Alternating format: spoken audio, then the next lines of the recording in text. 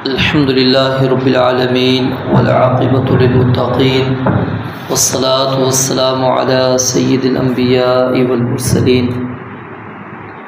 कल हमने सूरतुल बक़रा आयत नंबर 229 पढ़ी थी और कुछ इसकी वज़ाहत मैंने आपके सामने कर दी थी और कुछ वज़ाहत मैंने कहा था कि आज के दिन करूँगा। सबसे पहले लफ्ज़ आया है अत्तलाक़ु मर्रतान। मर्रतान इस लफ्ज़ को समझना इंतहाई ज़रूरी है, क्योंकि जो गलती लगी है मसले के समझने में वो इसी लफ्ज़ से लगती है। मर्रतुन अरबी ज़बान के अंदर एक मरतबा, एक दफ़ा उसके लिए इस्तेमाल होता है, और मर्रतान ये तस्निया है दो मरतबा। दो मरतबा का ये माना नहीं है कि आप एक ही वक़्त के अंदर, मिसाल में दे के समझाता हूँ, आप खाना खा रहे हैं, आप खाना खाते खाते आपने 4-5 रोटी खा ली। आप ये नहीं कहेंगे मैंने 5 मरतबा खाना खाया। 5 रोटी आपने खाई हैं, उसको 5 मरतबा नहीं आप गिनेंगे। आपके सामने सालन उमूमन एक ही होता है, अगर सालन ज़ायद होंगे तो वो वज़ाहत आप कर देंगे कि आज मैंने जो खाना जो खाया है उसके अंदर 3 सालन थे, 4 सालन थे, ठीक है। लेकिन यहाँ पर जो लफ्ज़ इस्तेमाल आप कर रहे हैं वो क्या लफ्ज़ इस्तेमाल होता है? एक मरतबा का। चाहे वो उस मजलिस में बैठकर आप कितनी ही रोटियाँ खा लें, जितनी भी रोटी खाएंगे वो एक ही मरतबा खाना कहलाएगा। हाँ, अगर आप खाना खाकर उठ जाते हैं, फिर आधे घंटे बाद आके फिर खाते हैं, फिर आधे घंटे बाद खाते हैं, आप जाते हैं मरीज़ हो जाते हैं, डॉक्टर पूछता है जी कितनी मरतबा खाना खाया? आप कहेंगे जी मैंने 4 मरतबा खाना खा लिया, सुबह से मैं 4 मरतबा खा चुका। क्यों? अब वक्फ़ा आ चुका है आपके खाने के अंदर। क्या है? वक्फ़ा आप करके वो खाना खा चुके हैं। अगर उसी टाइम खाते तो डॉक्टर को आपने यही कहना था, यानी जो खुराक आपने 4 मरतबा में खाई है तो आपने क्या कहना था? एक ही मरतबा खाई है मैंने। फिर वो वज़ाहत मज़ीद आपसे पूछ सकता था कि इतनी रोटी आपने खाई है, क्योंकि आपकी जो तबीयत बिगड़ी है वो उसके पीछे वजह क्या है। तो बहरहाल अरबी ज़बान के अंदर आपने हदीस के अंदर ये हदीस सुनी भी होगी कि मिस्कीन कौन होता है? अल्लज़ी तरुद्दुहु अल-लुक़मतु अविल लुक़मतान, कि जिसको एक लुकमा या 2 लुकमे वो वापस कर दें, लुटा दें। अब वहाँ लुकमा लफ्ज़ आया, ये नहीं नबी अलैहिस्सलाम ने कहा कि उस शख्स को 2 मरतबा खाना खिला दो, 1 मरतबा खाना दे दो, फिर वो जिसको 1 मरतबा खाना मिल जाए या 2 मरतबा मिल जाए वो मिस्कीन है, जिसको तीसरी मरतबा मिलेगा वो मिस्कीन नहीं है। क्यों? लुकमा आपने ज़िक्र किया। अब लुकमा उससे मुराद वो पूरी रोटी भी हो सकती है, उससे मुराद वो एक लुकमा ही हो सकता है। जैसे कि हम अमूमन क्या है जी, आया फ़कीर, उसको 5 रुपये दे दिए, 10 रुपये दे दिए। अब यानी ये वो रकम है जो उसके किसी काम में आने वाली नहीं है। अगर आप उसको 1000 रुपये दें, 2000 दें, ये एक बड़ी रकम कहलाती है। तो बहरहाल ये लफ्ज़ मर्रतुन, इसका माना क्या होता है? एक मरतबा आपने काम कर लिया, उसके बाद वक्फ़ा आया, उसके बाद फिर आप दूसरी मरतबा करें तो उसके लिए लफ्ज़ मर्रतान इस्तेमाल होगा। और ये कुरान मजीद के अंदर अल्लाह रब्बुल आलमीन ने बयान फरमाया, जैसा कि अल्लाह ताला फरमाते हैं सूरह तौबा के अंदर कि अवला यरौना अन्नहुम युफ्तनूना फ़ी कुल्लि आमिन मर्रतन औ मर्रतैन, क्या ये लोग देखते नहीं हैं कि हम इनको हर साल 1 मरतबा या 2 मरतबा आजमाइश में मुब्तला करते हैं। अब यहाँ देखें, मर्रतुन अलग आया और मर्रतैन अलग आया, ठीक है। अल्लाह ताला मुतलक कह देते हैं कि हम हर साल बंदों को आजमाइश में मुब्तला करेंगे, लेकिन अल्लाह ताला ने क्या कहा? मर्रतन औ मर्रतैन, यानी बस औकात 1 मरतबा ही आजमाइश में डाल देते हैं, कभी कभार 2 मरतबा भी। तो ये अलग अलग जो वक्त में होगा उसके लिए लफ्ज़ मर्रतुन इस्तेमाल हुआ है, ठीक है। जैसा कि हम कभी कहते हैं जी सैलाब आ गया, अब ज़लज़ला आ गया, ये साथ भी आ सकते हैं, यानी अभी सैलाब आया कल ज़लज़ला आ जाए, वक्फ़ा है। अगर उसी टाइम होगा आप क्या कहेंगे? यार मैंने उसी टाइम ज़लज़ला भी महसूस किया, उसी टाइम हमारे सामने ये मामला भी हो गया, यानी वो उसी वक़्त अगर कोई मामला होगा तो वो एक ही मरतबा कहलाएगा। फिर इसी तरह अल्लाह ताला ने सूरह अन-नूर की आयत नंबर 58 के अंदर ये बात बयान फरमाई है कि ईमान वालों, तुम किसी के घर में उसके ख़ास बेडरूम के अंदर 3 औक़ात के अंदर नहीं जा सकते। सलासा मर्रातिन, अब 3 मरतबा के वहाँ पर अल्फाज हैं। वल्लज़ीन लम यबलुगुल हुलुम, जो बुलुगत को नहीं पहुँचे वो भी आ सकते हैं, ठीक है, इन औक़ात के अलावा, या जो गुलाम होते हैं उनके लिए। तो अल्लाह रब्बुल आलमीन फरमाते हैं लेकिन ये जो 3 औक़ात हैं इसमें इजाज़त मांगेंगे कौन? गुलाम भी और छोटे बच्चे भी। अब अल्लाह रब्बुल आलमीन ने अब इन 3 की वजाहत की, मिन क़ब्ल सलातिल फ़ज्रि व हीन तज़ऊन सियाबकुम मिनज़्ज़हीरति व मिन बअदि सलातिल इशाई सलासु औरातिल लकुम। ये 3 औक़ात अल्लाह ताला ने ज़िक्र किए और ये तीनों क्या हैं? मुख्तलिफ हैं। फ़जर से पहले, ज़ोहर के बाद, ठीक है, जब यानी कैलूला बंदा करता है, और तीसरा क्या है? इशा की नमाज के बाद। अब ये तीनों मुख्तलिफ औक़ात के अंदर हैं, एक साथ नहीं, अगरचे एक ही दिन के अंदर आ रहे हैं, ये तीनों एक ही दिन के अंदर 24 घंटे के अंदर आ रहे हैं, लेकिन अल्लाह ताला क्या लफ्ज़ इस्तेमाल करते हैं? सलासा मर्रातिन, सलासा मर्रात। तो ये मर्रतुन का मैं यानी वजाहत करना चाह रहा हूँ कि मर्रतुन का माना क्या होता है? वक्फे के साथ।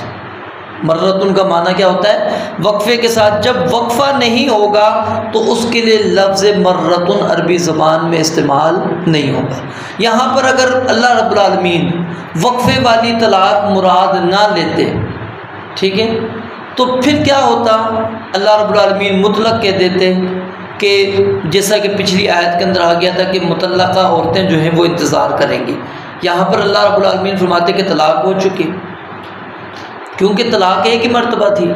जब उसने हक़ इस्तेमाल कर लिया, अब उसको दूसरी मरतबा हक़ नहीं देना चाहिए था। तो ये यानी कि ये 3 जो इकट्ठी तलाक दी जाती है, इसके अंदर ये हिकमत जो मैंने आपको कल भी बतलाई थी कि शरीयत की मिजाज को हमने समझा नहीं है। शरीयत के मिजाज को जब हम समझ लेंगे ये मसला में आसानी से समझ में आ जाएगा। अल्लाह ताला मोहलत देना चाहता है, रब्बुल आलमीन वक्फ़ा देना चाहता है, और फिर उलमाए अहनाफ ने भी इस चीज़ को बयान फरमाया है। इसके अंदर इमाम राज़ी रहमतुल्लाहि अलैहि वो कहते हैं कि तल्लक़ू मर्रतैनी यानी दफ़अतैनी, कि 2 मरतबा तलाक दो, यानी 2 मरतबा अलग अलग वक़्त के अंदर तलाक दो। और मज़ीद क्या लिखते हैं कि मशरू तलाक का तरीका क्या है कि अलग अलग तलाक दी जाए, क्योंकि बिल इजमा मर्रात तफर्रुक के बाद ही मुमकिन है। यानी ये मर्रतुन का जो लफ्ज़ है, कहते हैं इसका तकाज़ा यही है कि एक वक्फ़े के बाद आप तलाक दें। वक्फ़े के बाद नहीं देते, वो कहते हैं लफ्ज़ मर्रतुन फिर यहाँ पर लाने का कोई माना ही नहीं होता। फिर इसी तरह और भी इसके अंदर अबू बकर जस्सास हनफ़ी हैं, उन्होंने भी अपनी तफसीर अहकामुल कुरान के अंदर ये बात बयान फरमाई है कि आयत अत्तलाक़ु मर्रतान 2 मरतबा में वाक़े करने के अमर को शामिल है। तो जिसने 2 तलाक़ें बियक दफ़ा एक तोहर में दे दी, उसने हुक्म इलाही की मुखालफत की। यानी जैसा मैंने कल आपको बताया था ना कि एक मजलिस से मुराद ये नहीं जैसा कि अभी हम मजलिस लगा के बैठे, यहाँ मजलिस से मुराद उसका पूरा तोहर है। जब तक औरत को अब मखसूस अय्याम नहीं आते, औरत को जितनी मरतबा भी तलाक देंगे तलाक वाक़े नहीं होगी, वो एक ही कहलाएगी। क्यों? क्योंकि वो एक तोहर के अंदर सिर्फ एक बोझ उठा सकती है। 2 तलाकों का बोझ भी नहीं उठा सकती, तो 3 का भी नहीं उठा सकती। और यही चीज़ वो कह रहे हैं कि अगर आप 2 तलाक़ें एक ही मरतबा एक ही तोहर में दे देंगे तो उसने क्या की? हुक्म इलाही की मुखालफत की। इसी तरह मुहद्दिस अबुल हसन सिंधी हनफ़ी हैं, वो बयान करते हैं कि इसी आयत की तफसीर के अंदर कहते हैं इस आयत का मतलब ये है कि शरई तलाक मुतफर्रिक तौर पर एक तलाक के बाद दूसरी होनी चाहिए, ना कि एक ही बार इकट्ठी। मर्रतान से मुराद तस्निया नहीं है, मर्रतान से मुराद तस्निया नहीं है, यानी कि ये नहीं है कि तलाक तलाक 2 मरतबा कहना, ये मुराद कहते नहीं है। जैसा कि अल्लाह ताला की ने सूरह मुल्क के अंदर बयान फरमाया ना, सुम्मरजिल बसर कर्रतैन यनक़लिब इलैकल बसर। अब वहाँ पर अल्लाह रब्बुल आलमीन कहते हैं कि अपनी निगाह को 2 मरतबा फेराओ। आसमान में 2 मरतबा अपनी निगाह को ज़रा लुटाओ। वहाँ कर्रतैन के अंदर तस्निया मुराद नहीं कि 2 दफ़ा ही देखो, मुराद यह है कि जितनी मरतबा भी देखोगे आप थके हुए वापस आओगे, अल्लाह रब्बुल आलमीन की तख्लीक में कोई नुक्स निकाल नहीं सकोगे। और फिर इसी तरह मौलाना अशरफ अली थानवी हैं, उनके उस्ताद मोहम्मद थानवी, वो इस आयत की तफसीर के अंदर यही बात बयान करते हैं। कहते हैं इस आयत का मतलब ये है कि एक तलाक के बाद दूसरी तलाक दी जाए। बस तलाक शरई वो है जो मुतफर्रिक तौर पर मुतफर्रिक तोहरों में दी जाए, यानी अलग अलग तोहरों में दी जाए, ना कि बेवक्त वक्त एक मजलिस में। यानी ये चीज़ मैंने कल आपको इशारतन बतला दी थी कि किसी भी फुक़हा में, यानी वो चाहे मालिकियाँ हैं, शवाफ़े हैं, हनाबिला हैं या हनफियाँ हैं, किसी में भी 3 इकट्ठी तलाक देना जायज़ नहीं है, हराम है। ये वही चीज़ें हैं जो मैं मतलब आपको उसके अंदर ये एक तो मर्रतुन की वजाहत भी आ रही है, साथ में उस मसले की भी वजाहत आ रही है कि वो इकट्ठी तलाक देना हराम है। तो जब एक चीज़ हराम है तो आप उसको फिर वाक़ई कैसे मानते हैं? ये चीज़ समझने वाली है कि एक तरफ आप कह रहे हैं ये चीज़ हराम है, तो हराम है तो फिर आप कहते हैं कि वो अल्फाज ज़बान से निकल जाएं तो हम उसको मानेंगे। अब गुस्से के अंदर इंसान जब आता है, लड़ाई हो जाती है, हम गाली गलौज करना शुरू करते हैं, क्या बंदा 1-2 गाली पर इक्तिफ़ा करता है? वो तो जब तक उसका गुस्सा ठंडा नहीं होता गाली देता रहता है। हो सकता है वो 10, 15, 20, 50 गालियाँ दे दे। तो इसी तरह जब बीवी को वो तलाक देगा तो क्या बोलेगा? तलाक तलाक तलाक, बस 3 पे आके रुक जाएगा। बंदा गुस्से में आके हो सकता है 4 मरतबा कहते, 5 मरतबा। फिर मौलवी साहब को चाहिए ना कि वो जो 2-3 से ऊपर वाली वो भी तो किसी के ऊपर लागू करे ना, किसके ऊपर करेंगे? वो उसको वो क्या कहते हैं? लग़्व है। तो हम इसी तरह कहते हैं जिस तरह आप कहते हैं 3 के बाद, यानी इसको इख्तियार 3 का था तो लिहाजा 3 के बाद जितनी मरतबा भी इसने लफ्ज़ तलाक का वो इसका बेकार जाएगा, लग़्व हो जाएगा, उसका कोई एतबार नहीं है। तो हम यही कहते हैं कि इसी तरह एक तोहर के अंदर औरत एक ही तलाक का बोझ उठा सकती है, वो चाहे आपने दूसरी मरतबा भी कहा, तीसरी मरतबा भी कहा, आपका दूसरी मरतबा भी कहना लग़्व है और तीसरी मरतबा भी कहना लग़्व है। जिस तरह 3 के बाद लग़्व है, इसी तरह 1 के बाद भी लग़्व है, और इसके ऊपर दलाइल मौजूद हैं। और फिर इसी तरह काजी सनाउल्लाह पानीपती हनफी हैं, वो इस आयत की तफसीर के अंदर वो कहते हैं कि क्यास का तकाज़ा क्या है? कहते हैं क्यास का तकाज़ा ये है कि मजमूई तौर पर दी गई 2 तलाक़ें मोतबर ना होंगी।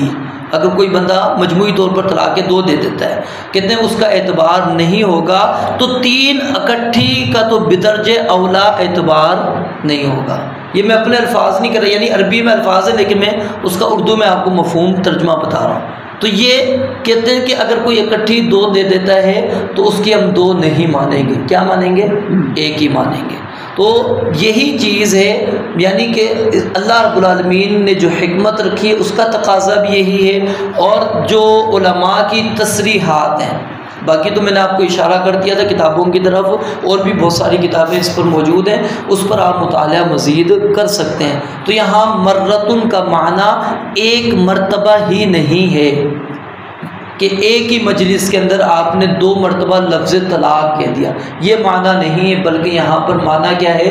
अलग अलग तोहर के अंदर, अलग अलग तोहर के अंदर आपने बीवी को तलाक दी, वो मुराद है यहाँ पर। और इस आयत का तकाज़ा भी यही है कि जब बंदा तलाक दे तो एक ही तलाक दे, वो 1 से ज़ायद तलाक ना दे। आगे अल्लाह रब्बुल आलमीन फरमाते हैं फ़इम्साकुम बिमारूफ़िन और तस्रीहुम बिइहसान। इम्साकुम बिमारूफ़ क्या है कि अच्छे तरीके से आप उसको रोक लें। वो क्या है कि इंसान ने, मर्द ने, खावन ने तलाक दी तो अब उसको चाहिए इद्दत पूरी होने से पहले, यानी जो औरत अपने आप को 3 महीने इंतज़ार करवाएगी, ठीक है, 3 मंसिल, उसके गुजरने से पहले खावन को चाहिए कि वो उससे रुजू कर ले। ये है इम्साकुम बिमारूफ़ कि आपने दस्तूर के मुताबिक उसको रोक लिया, ठीक है। और दूसरा क्या है? तसरीहुम बिइहसान, अच्छे तरीके से छोड़ देना। अच्छे तरीके से छोड़ना क्या है कि तलाक दी औरत को एक, अब उसको आप नहीं बसाना चाहते, उसकी वो मुद्दत गुजरने दें, 3 माहवारी उसकी आने दें, वो आज़ाद हो जाएगी। अब वो जहाँ चाहती है निकाह कर ले। क्यों? आप उसको नहीं रखना चाहते। अब लाजमी नहीं है कि आप उससे रुजू करेंगे दूसरी दें, रुजू करेंगे फिर तीसरी दें, नहीं, छोड़ दें। अल्लाह कहते हैं एक मरतबा दी, अब उसको छोड़ दो, क्योंकि तुम बसाना नहीं चाह रहे, ताकि तुम्हारे पास अगर ज़िंदगी में कभी रुजू का इरादा हो तो मौका तुम्हारे पास हो। तो इसलिए यानी कि ये तरीका तसरीहुम बिएहसान, यानी आपने अब एहसान नेकी के साथ उसको छोड़ दिया है। और दूसरा माना ये है कि उमूमन क्या होता है, जब ये मामला पेश आ जाता है फिर वो एक दूसरे की बातें, राज उसको इफ्शा करना शुरू कर देते हैं, और बस औक़ात तो बहतान, इल्ज़ाम, तराशियाँ लगाई जाती हैं। अब ज़ाहिर मर्द वो भी चाहता है कि मेरी इज़्ज़त ना उछले, वो बीवी पर इल्ज़ाम लगाना शुरू कर देता है। अब बीवी भी चाहती है कि मेरे ऊपर ना है, वो क्या नाम है, या तो शौहर के ऊपर इल्ज़ामात लगा देगी या उसके घर वालों के ऊपर। ये हमारे यहाँ यानी कि मामला हम इस तरह ख़त्म कर रहे होते हैं, और ये इंतहाई गलत होता है। अब होता क्या है कि रिश्ता तो वो ख़त्म हुआ, फिर वो हम सलाम दुआ से भी चले जाते हैं, और इसके अंदर करीबी, ख़ास तौर पे यानी जो करीबी रिश्तेदारों में शादी हुई भी होती है, आपने खाला के घर से की, फूफो के घर से की, करीबी थे, चाचे के, ताए के। अब ज़ाहिर मामला फिर बंदा पूरी ज़िंदगी ना वो उसके गमी में शरीक होता है, ना खुशी में कहीं पर मिलता है, फिर ना वो उससे मिलता है ना वो उससे मिलता है। तो ये तरीक़ाकार दुरुस्त नहीं है। मामला है हो जाता है, निभा नहीं होता, बंदे से नहीं मामला चल पाता, वो नहीं समझता कि मेरा ज़हन मिलता है, अल्लाह ताला ने इजाज़त दी है। तो इसलिए तसरीहुम बिएहसान, एहसान करते हुए, नेकी करते हुए, हुस्न सलूक करते हुए उसको छोड़ दें, ठीक है। और दूसरा माना जो आगे आयत आएगी उसके अंदर मौजूद है, वो क्या है कि आप उसको जब तलाक दें, छोड़ें, तो आप उसको कुछ ना कुछ तोहफ़ा देकर छोड़ें। हम तो छीनने की कोशिश करते हैं ना, इस्लाम कहता है कुछ ना कुछ मज़ीद उसको देकर, ताकि उसकी दिलजोई होए।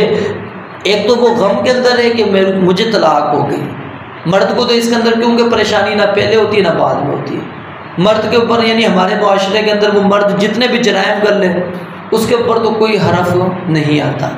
औरत के ऊपर क्या है, थोड़ी से भी मामला होता है, ज़ाहिर है वो आगे निकाह नहीं कर सकती।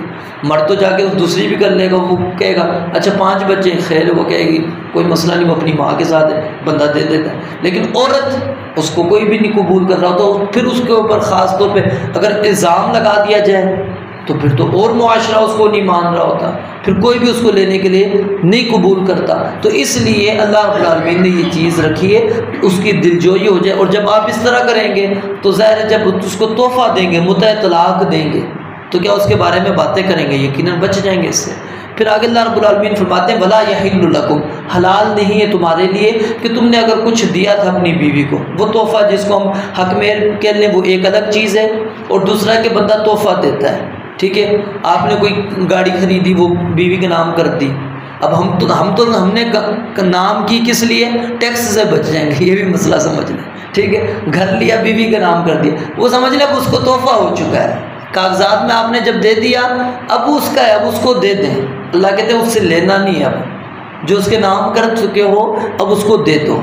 इल्ला अन यखाफा अल्ला युकीमा हुदूद अल्लाह, हाँ अगर ये है कि पता है कि बीवी को पता है कि मैंने नहीं दिया, इसने मेरा जीना हराम कर देना, वो डरती है कि नहीं इसके बाद हमारी मज़ीद ऐसी लड़ाई होंगी, वो खुद ही छोड़ जाए, वो एक अलग मसला हो जाता है, ठीक है। तो अल्लाह युकीमा हुदूद अल्लाह कि अल्लाह की हदों को कायम नहीं कर सकते, यानी वो इसके अंदर एक माना ये भी है कि वो रिश्ता इज़्दिवाज आगे नहीं चला सकते, तो अब वो यहाँ पर ख़त्म कर दें, जो कुछ तुमने उनको दिया है बस उनके पास ही रहने दो। फिर आगे अल्लाह रब्बुल आलमीन ने औरत को बयान किया, ये मसला भी समझने वाला है, और हमारे में नाम लेने का हक़ में तो नहीं होता, लेकिन ये वजाहत इसलिए ज़रूरी है क्योंकि आज भी मेरे पास ना कुदरती तौर पर ये मसला सवाल भी आया था। मौलाना तारिक मसूद साहब आप अच्छी तरह जानते हैं, कराची के हैं और यूट्यूब के ऊपर बड़े वो मारूफ हैं, तो उन्होंने ये मसला एक छेड़ा हुआ है कि जी खुला होता ही नहीं है, खुला होता ही नहीं है, अदालती खुले की इजाज़त ही नहीं है, अदालती खुला है ही नहीं। मौलवी हजरात जो ना जिना करवाते फिर रहे, बड़े यानी कि गुस्से के अंदर वो बातें कर रहे हैं, कहते मैंने जज को भी बुलाया, उसको भी कहा तुम गलत फैसले करते हो, शरीयत वाले जज को बुलाकर। ये याद रखिए खुला अल्लाह रब्बुल आलमीन ने क्यों रखा है, क्योंकि तलाक का हक किसके पास है? मर्द के पास। और खुला का हक किसके पास है? औरत के पास। जब मर्द ने ज़ाहिर अब हक महर, हमारे यहाँ जब बंदा जोश में आके 10-12 लाख रुपए लिखवा दे या सोना लिखवा दे जी 8-10 तोला, अब उसको पता है कि 8-10 तोला मैं इसको सोना दूंगा, तलाक दी तो ये तो गया। अब मर्द वो बचा रहा होता है, अपनी वो रकम बचा रहा होता है, वो सोना जो उसने नाम किया हुआ होता है हक में, वो बचाना चाह रहा होता है। औरत उससे तंग हुई भी होती है, वो उसको कहती है मुझे तलाक दे दो, तलाक दे दो, मैं तुम्हारे साथ नहीं रह सकती, मुझे छोड़ दो। मर्द नहीं छोड़ रहा होता, किस लिए? उसको पता है जब तलाक दी तो ये सारा कुछ गया। अब वो औरत को इतना मजबूर कर देता है, औरत के ऊपर इतना जुल्म हो चुका होता है, अब बिल आखिर औरत तंग आकर वो फिर क्या चली जाती है? अदालत चली जाती है। अदालत का नाम इसलिए जिक्र कर रहा हूँ क्योंकि अब हमारे पास सूरत यही है। जब तक अदालतें नहीं होती थी, यानी जो पंचायतें होती थी हमारे यहाँ चलती थी, उनका फैसला माना भी जाता था, तो उस वक़्त लोग अपने मामलात अपनी पंचायतों के अंदर ही लेके जाया करते थे। अपने इलाके का जो चौधरी बड़ा होता था उसके पास मामला लिया जाता था, वो इफ़हाम व तफ़हीम के साथ मामलात को हल कर देते थे। अब वो मामलात तकरीबन ख़त्म हो चुके हैं, अब वो अदालत ही हमारे पास एक हल रहता है। अब फिर ज़ाहिर है वो औरत चली जाती है अदालत के अंदर, वो कहती है कि जी मैं इस मर्द के साथ नहीं रहना चाहती, मुझे जो है ना खुले की डिग्री दे दें। अब अल्लाह ताला ने इख्तियार दिया औरत को, औरत जाती है, अब काजी वो क्या है फैसला सुना देता है, जायज़ है, कोई मसला नहीं है। क्योंकि रसूलुल्लाह सल्लल्लाहु अलैहि वसल्लम के पास जब औरत आई, गालबन उनका नाम था साबित बिनत कैस की बीवी थी, वो नबी अलैहिस्सलाम के पास आई और उन्होंने कहा अल्लाह के नबी अलैहिस्सलाम मैं अपने खावंद के पास नहीं रहना चाहती और मैं उसके दीन और अखलाक में कोई बात नहीं करती, यानी उसके अंदर कोई नुक्स कमी नहीं है, दीन के एतबार से भी अच्छा है, अखलाक के एतबार से भी अच्छा है। वलाकिन्नी अकरहुल कुफ्रा, लेकिन मैं डरती हूँ कि कहीं ऐसा ना हो कि मैं नाशुक्री कर बैठूँ। अब वो कोई ना कोई मामला उनका होगा, अब बीवी बेहतर जानती है ना। अब बज़ाहिर वो कहती है मैं ना दीन में कोई नुक्स है ना ही अखलाक के अंदर कोई नुक्स है, मैं सिर्फ डरती हूँ कि कहीं ऐसी ना हो कि मैं उनसे कोई ऐसी मामला कर बैठूँ और वो नाशुक्री वाली पर आ जाए और अल्लाह ताला मुझे उस पर पकड़ ले और जहन्नम में मुझे डाल दे। मैं सिर्फ इसलिए तलाक चाहती हूँ, खुला चाहती हूँ। नबी अलैहिस्सलाम ने ये नहीं पूछा कि मामला क्या है। देखें ना, गौर करें यहाँ पर, नबी अलैहिस्सलाम ने कोई मज़ीद वजाहतें नहीं पूछी कि आखिर बताओ तुम्हारी मैं सुलह करा लेता हूँ, कोई लड़ाई झगड़ा है ख़त्म करा देता हूँ, नहीं, क्योंकि हक़ था उसका तो इसलिए उसने इस्तेमाल किया। आपने फरमाया कि चलो ठीक है, अतुरुद्दीन अलैहि हदीक़तहु, जो उसने तुझे बाग दिया है वो वापस करेगी? उसने कहा मैं बाग देने के लिए तैयार हूँ। नबी अलैहिस्सलाम ने उसको बुलाया और कहा कि इसको तलाक दे दो। अब यहाँ पर मसला समझ लें, अब यहाँ पर वो क्या कहते हैं कि जी खुद नबी अलैहिस्सलाम ने तलाक नहीं दी, खुद नबी अलैहिस्सलाम ने तलाक नहीं दी तो काजी कैसे तलाक दे देता है? बात यही है कि असल तो है कि काजी उस शौहर को बुलाएगा और कहेगा तुम्हारी बीवी वो तुम्हारे साथ नहीं रहना चाहती, वो खुला का मुतालबा करती है, तुम इसको तलाक दो। मर्द अड़ जाता है, वो कहता है मैं नहीं तलाक देता, क्योंकि उसको डर है तलाक का लफ्ज़ मैंने इस्तेमाल किया, ठीक है, तो मेरा तो वो सारा कुछ चला जाता है। तो अब वो नींद अड़ रहा है इस बात पर, वो तलाक नहीं देता, तो अब काजी जो है अपना हक इस्तेमाल करेगा। वहाँ तो नबी अलैहिस्सलाम ने कहा और उसने दे दी थी, इसलिए नबी अलैहिस्सलाम ने अपना हक इस्तेमाल नहीं किया, वरना आप अपना हक इस्तेमाल करते हैं। तो ये खुला साबित है, खुला मौजूद है, और फिर इसके अंदर वो एक अजीब व गरीब मामलात बातें करते हैं, बहरहाल मैं उसकी तरफ मज़ीद नहीं जाना चाहता। खुला का इस्लाम के अंदर सबूत मौजूद है, ठीक है, और इस्लाम का तकाजा भी यही है। उनके तो अल्फाज बड़े सख्त हैं, वो कहते हैं कि औरत अब जा ही नहीं सकती, बस वो निकाह में आ गई, वो मर्द छोड़ेगा तो छोड़ेगा, औरत नहीं जा सकती। ये तो फिर जाहिलियत वाली बात हुई ना, जिस तरह जाहिलियत में औरत के ऊपर जुल्म होता था, वो बेचारी बर्दाश्त ही करती चली जाती थी, तो ये बात दुरुस्त नहीं है उनकी। अदालती खुला वो काबिल एतबार है, ठीक है, और अदालत फ़ैसला ऐसे नहीं करती, उसको चाहिए कि अगर वो ऐसे ही खावंद के बुलाए बगैर करती है तो फिर उसको गलत है, उसको चाहिए खावंद को बुलाए, उसके सामने कहे तुम्हारी बीवी तुम्हारे साथ नहीं रहना चाहती। और हमारे यहाँ तरीका एक दूसरा होता है बुलाने का, वो क्या है कि लेटर भेज दिया जाता है, यानी जिसको हम कहते हैं ना कि उसके घर पे सम्मन भेज दिया है, ठीक है, ताकि उसको पता लग जाए कि जी मेरे खिलाफ जो है ना मेरी बीवी अदालत चली गई। तो ये इत्तला ही है एक लिहाज से। अब उसको चाहिए कि वो फौरी तौर पर आए अदालत में और वो अपने मामले को हल करे। नहीं है वो आ रहा तो फिर ज़ाहिर है फिर काजी ने अपने मामले को हल करना है। तो इसलिए खुला का इस बात कुरान और हदीस से मौजूद है।